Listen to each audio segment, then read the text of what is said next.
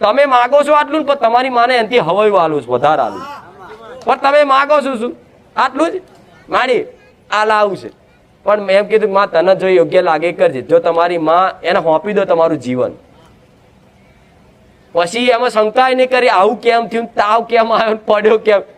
શરણાગતિ આલી એટલે આલી, મરી જાવ પણ માં તને નહીં ભૂલું.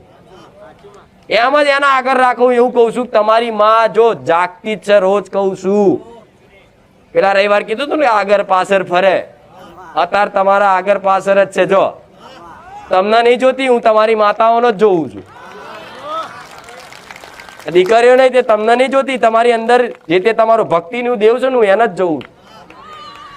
અને એ તમારી જ માં મને કહે છે આ બધું, કે દીકરાઓનો ભાવ સુધાર દેતું, એમની આ બધી રીત નિયમો બદલાઈ દેતું. સાચું ખોટું? પણ પછી એમાં કોઈ ભુવાની જરૂર પડે કે ભુવાજી દોડ હાલો ઘર લઉં? એટલે ઘેર તારી હાથમાં કોટા છે? શું તને માતા જવાબ નહીં આલે? શું માતા ભૂવો જ હોય, એનો ભૂવો જે હોય એને જ માતા જવાબ આલે? એટલે દુષ્ટ હોય ભલે, પણ જો પૂછતા આવડે ને તો માતા દુષ્ટ નહીં, રાક્ષસ નહીં જવાબ આલતી. જોયું છે ને પુરાણોમાં? રાક્ષસે આહવાન કરે ને કે હે કાલી, હે મહાકાલી, તો હાજર થાય, પ્રગટ બને, બોલ, પ્રસન્ન થઈ. તો તમે રાક્ષસ નહીં, તમે તો દેવના દીધેલા દીકરા છો અને દેવ જેવા છો. એટલા તો રાક્ષસ નહીં કે દેવ તમને જવાબ ના આલે.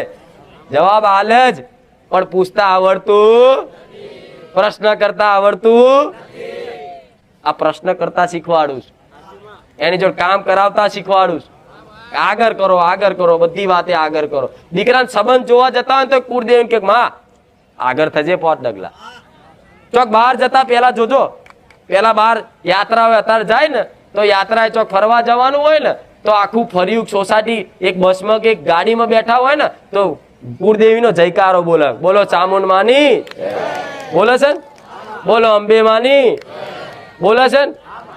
એ જયકારો બોલીને આગળ કરે છે કે માં અમે આ યાત્રા કરવા જઈએ 500 કિલોમીટર, અમારી ભેડી રહેજે, કોઈ તકલીફ પડવા ના દેતી માં, કોઈ વિઘ્ન ના આવવા દેતી, કોઈ એક્સિડન્ટ ના થવા દેતી. જો તમારો ખાલી એક જયકારો બોલેલો તમારી માં જો સુધી જગત ફરી ના ઘેર ના આવ તો લગીને તમારો વાર ઓકો નહીં થવા દેતી.